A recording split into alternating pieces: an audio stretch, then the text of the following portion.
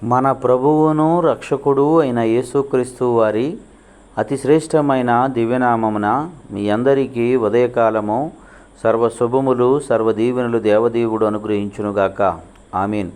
దేవుని బిడ్డలారా, ఈరోజు 21వ తారీఖు మే నెల 2024 సంవత్సరము.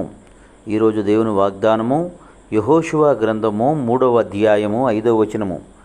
యెహోవా మీ మధ్య అద్భుత కార్యములు చేయును గనుక మిమ్మును మీరు పరిశుద్ధపరచుకొనుడి. దేవుడు తన పరిశుద్ధ లేఖన భాగము నేటి ఉదయకాలము మీ అందరి వినికిడిలో ఫలింపచేయునుగాక. ఆమీన్. దేవుని బిడ్డలారా, దేవదేవుడు మీకు తెలియచేస్తున్నటువంటి మాట, యెహోవా మీ మధ్య అద్భుత క్రియలు చేయాలి అంటే మిమ్మల్ని మీరు పరిశుద్ధపరచుకోవాలి. దేవుని వాక్యం తెలియజేస్తుంది, నేను పరిశుద్ధుని గనుక మీరును పరిశుద్ధులై ఉండుడి. నేను ఉన్న ప్రకారం మీరు ఉండాలని దేవుడు కోరుకుంటున్నాడు.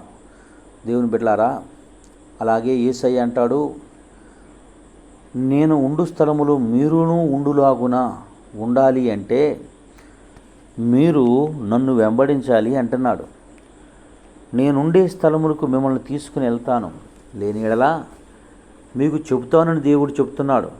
దేవుని బిడ్డ, యేసయ్య నీకు నాకు ఇవ్వబడుతున్న ఆధిక్యతను గుర్తించి ఆయనకు లోబడి ఆయన మాట విని ముందుకు కొనసాగే వ్యక్తులుగా మనం బ్రతికిన ఎడల ఆయన మన జీవితాన్ని అద్భుతంగా మార్చగలడు. ఆకారము లేని కోడిగుడ్డుని ఆయన సృష్టిలో ఒక భాగమైనటువంటి ఆ గుడ్డు ఆయన కోడి యొక్క పొదిగిళ్లలో నుండి 21 రోజు అయిన తర్వాత ఆకారం కలిగినటువంటి ఒక రూపాన్ని ఏ విధంగా తీసుకొస్తుందో ఆయన మన అందరి జీవితాల్ని మన అందరి బ్రతుకులను కూడా అలా చేయాలి అంటే ఆయన యొక్క పరిశుద్ధతను మనము కలిగి ఉండి ఎడల నిశ్చయముగా మనము కూడా దేవుడు అద్భుతములు చేసే వ్యక్తిగా అద్భుతాలను మన జీవితము ద్వారా అనేకులకు సాక్షార్థంగా ఇష్టడానికి ఆయన ఇష్టపడుతున్నాడు. అట్టి దేవుని మాట వింటే ఆయనకు లోబడు కృప దేవదేవుడు మీకు అందరికీ అనుగ్రహించునుగాక. ఆమేన్. తండ్రి, నీకు వందనాలు, స్తోత్రములయ్యా.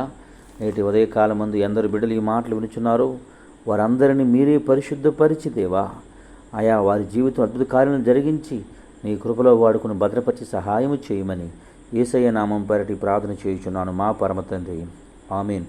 మన తండ్రి అయిన దేవుని ప్రేమయు కుమారుడైన యేసుక్రీస్తు వారి కృపయు పరిశుద్ధాత్మ తండ్రి అన్యోన్య సావాసం ఇప్పుడును ఎల్లప్పుడూ సదాకాలం తోడి నెంబడించి నడిపించును గాక. ఆమేన్. God bless you. దేవదేవుడు మేము దీవించి ఆశీర్వదించును గాక.